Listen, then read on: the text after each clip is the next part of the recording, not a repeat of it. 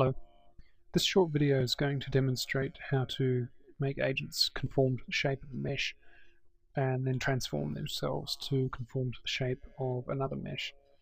This technique was shown during the SIGGRAPH demonstrations 2012. We'll be using the flocking system to do this. First of all, I'll load in the objects that we'll be morphing between. These are the two objects I've chosen. They're very similar to the ones that were demonstrated in the SIGGRAPH video. So what we're going to do is make the agents fly towards and stick to the surface of the LightWave text, and then after a while we'll make them blow apart and then attach themselves to the logo. It should be quite an interesting little effect. First thing we'll do is we'll add a flocking generator to the scene.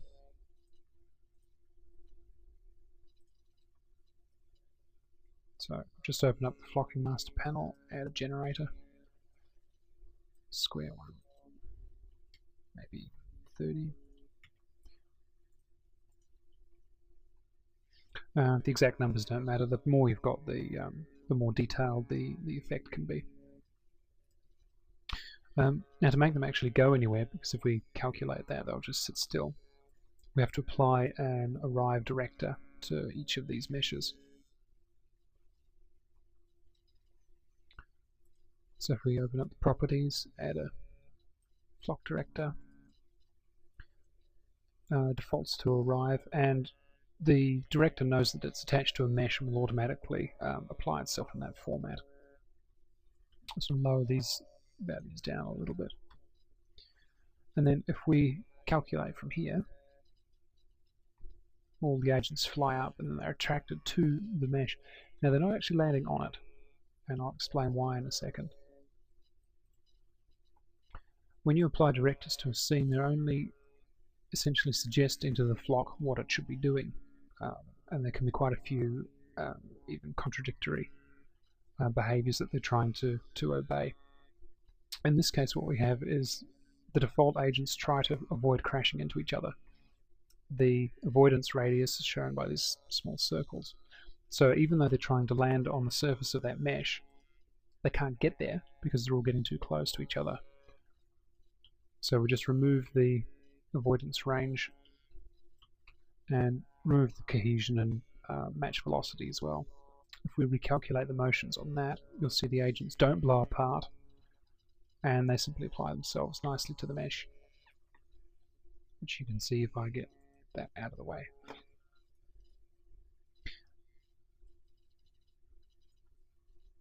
Now there is a deceleration on that, so they're getting there, and if I had a few more keyframes on my a few more frames on my timeline, you'd see them get all the way.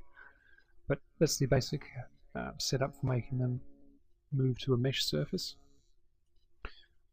I'll just get some more keyframes because we want something fairly interesting to happen over time. Now what we want them to do is to move to this text first and then move to the logo, so that would suggest that we need to apply an arrive director to the logo as well. So just go into the object properties. I'll add an arrive director, and if we hit calculate and see what happens, now you can see they're attracted to the logo. They're also attracted to the text, and then as they're flying around, they're sort of juggling in between. That's because both directors have an equal weighting, so the agents will move directly towards the closest mesh that they can. So to make them go to one first and then the other, we can simply use the weighting and keyframe it. So we've got the weighting here. I'll just open that up and apply an envelope to it. So this is the envelope for the text. So we want this to be a value of 1, which essentially means it will be active. Then after a certain amount of time, we're going to set that to 0, which means that the agents will ignore that mesh, and then we'll do the reverse of that envelope on the logo, so then they'll be attracted to that. So I'll just go through that now. So I'll set some keyframes up at 150 and at 200.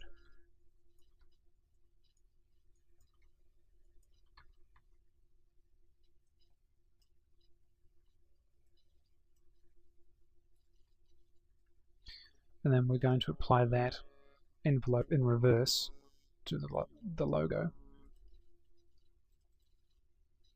So doing the logo's weight, I'll just paste that in, and then we'll reverse those values. So these keyframes here, I want it 0. This one here, I want it 1. You could use expressions to to link them together, but I'll just do it the old-fashioned way for now.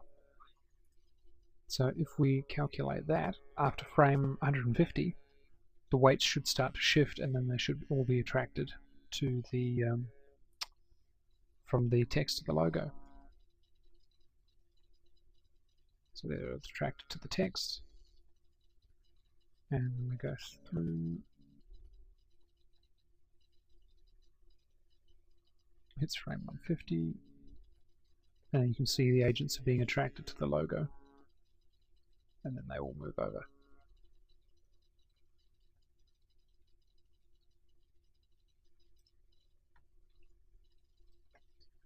So we'll scrub through there. So from text to logo. Now in the demonstration that we did at SIGGRAPH, we actually applied some deformation to this, and because the agents will be attracted to the deformed surface, not just the static surface. So if we just apply some displacement to this, then we can make the agents do some fairly interesting things. So I'll just put a deformation on the logo. Let's go procedural ripples.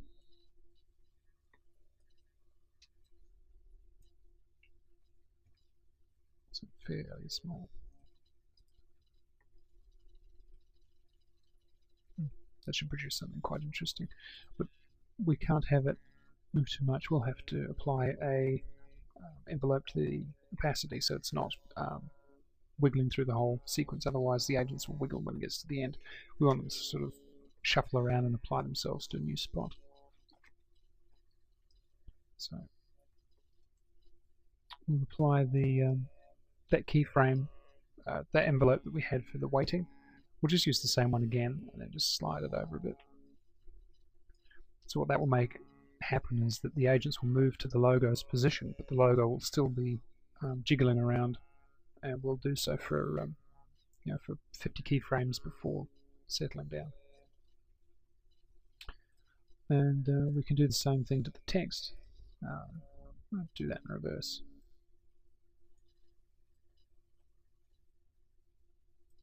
So apply some ripples, just 5, it's not very small. Apply keyframe. Oops. But we want this one to be reversed. We don't want the logo to start deforming until the agents are ready to fly away. So something like that. And we'll just shuffle this back a bit so that they'll start to form before the agents fly off. And hopefully, if I've done this right, it should look quite neat.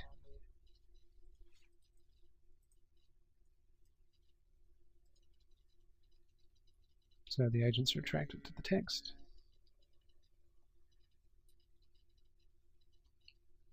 Text starts to deform. The agents try to follow it as best they can. And then they're attracted to the logo. And then the deformation of the logo slows down and stops. So quite a nice little effect, and it's really easy to visualize this. We can just apply hypervoxels to it. You can also apply turbulence 4D. You can apply instancing. So about 90 should do it. So if we're going to do this, we'll turn off the rendering for the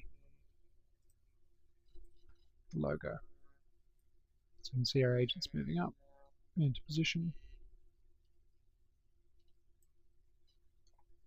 And then we can have them dissolving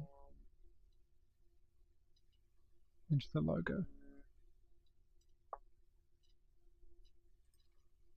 And that's how the that dissolve effect is achieved. We'll do some more videos like this. Flocking is quite a complex system. There's plenty certainly in the node editor. We could show you that for days most likely. But this will do for now.